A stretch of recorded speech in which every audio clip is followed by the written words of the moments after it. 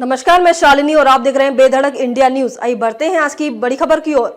महाराष्ट्र निकाय चुनाव महायुति से अलग होकर अकेली लड़ेगी बीजेपी। देवेंद्र फडणवीस ने कार्यकर्ताओं को दी सलाह। महाराष्ट्र में नगर निकायों में ओबीसी कोटा पर सुप्रीम कोर्ट का फैसला इस महीने के अंत में आने की उम्मीद है। सीएम फडणवीस ने मई में सभी नगर निकायों के चुनाव की संभावना जताई और भाजपा कार्यकर्ताओं को अकेले तैयारी करने का आह्वान किया है। फडणवीस ने बीजेपी नेताओं के लिए सलाह जारी की है। पुणे नगर निकायों में ओबीसी कोटा शामिल करने पर इसी महीने के अंत में सुप्रीम कोर्ट से फैसला आने की उम्मीद है। महाराष्ट्र में पार्टियों की तैयारियां तेज हो गई हैं। देवेंद्र फडणवीस ने कहा कि महाराष्ट्र में सभी नगर निकायों के चुनाव मई में होने की संभावना है। उन्होंने भाजपा कार्यकर्ताओं की तैयारी शुरू करने का आह्वान किया। भले ही बीजेपी, अजित पवार और एकनाथ शिंदे की पार्टियां संग मिलकर बनाए गए गठबंधन महायुति पर चुनाव लड़ी हों, लेकिन निकाय चुनाव में अकेले उतरेंगी। फडणवीस ने भी इसका ऐलान किया है। पार्टी के राज्य सम्मेलन में मौजूद एक भाजपा विधायक ने कहा, फडणवीस ने कहा कि भाजपा नगर निकाय चुनाव में अकेले उतरने की संभावना है।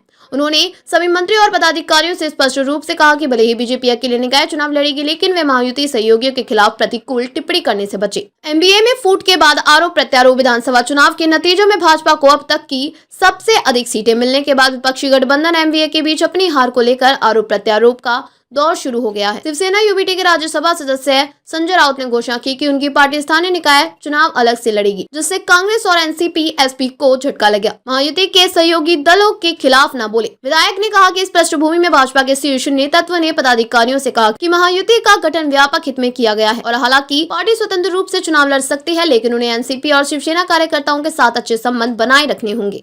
अब तक के लिए बस इतना ही। फिर होगी आपसे मुलाकात। तब तक के लिए नमस्कार और देखते रहिए बेधड़क इंडिया न्यूज। ऐसे ही लेटेस्ट अपडेट पाने के लिए हमारे चैनल को सब्सक्राइब करें और तुरंत नोटिफिकेशन पाने के लिए बेल आइकन प्रेस करना ना भूलें। यदि आप हमें फेसबुक या इंस्टाग्राम के माध्यम से देख रहे हैं तो हमारे पेज को फॉलो जरूर करें। धन्यवाद।